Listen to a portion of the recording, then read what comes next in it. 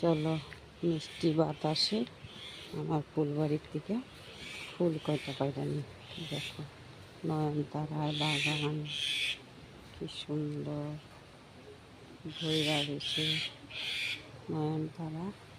আর এদিকে আছে জবা গাছ, জবা গাছে কয়েকটা ফুল ফুটছে বন্ধুরা। দেখো আমি কিন্তু এখান থেকে এখন ফুল পায়রা নিয়ে একটা দুটা করে। আমার বাড়িতে কিন্তু অত বেশি ফুল নাই বন্ধুরা, কিন্তু এই গাছের ফুল যে কয়টাই থাকুক এগুলা পূজা দিতে কিন্তু খুবই ভালো লাগে, দেখতে পাচ্ছ। আর আমি এই গাছের ফুল দিয়ে ডেলি পূজা দিই। তুমগো কার কার ভালো লাগে বন্ধুরা গাছের ফুল পায়রা পূজা দিতে? কমেন্টে জানাই তো ভুলবো না।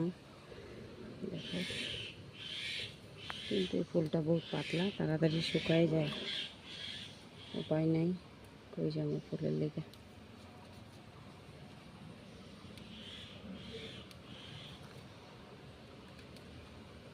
দেখতে পাচ্ছ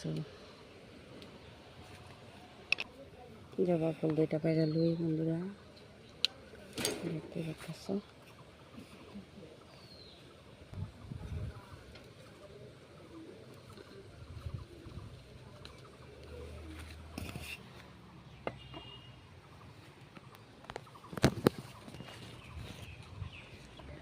আর দুইটা আছে, পারতে পারব না, অনেক উপরে থাক, এখন হয়ে যাব কয়টারে।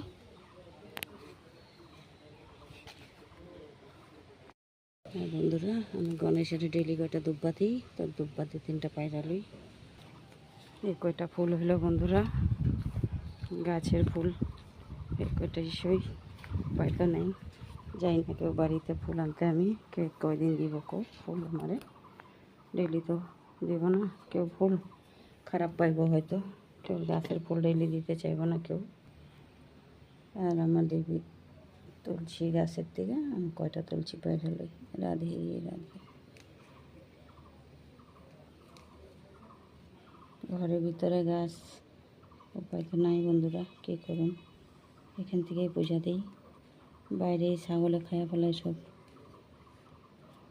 তুলসীগুলি, অনেক গাছ লাগাইছি তুলসীর, ছাগলে খাইয়া শেষ করে দেয়। হয়ে গেল আমার তুলসী নেওয়া, এখন যাই ঠাকুর ঘরে।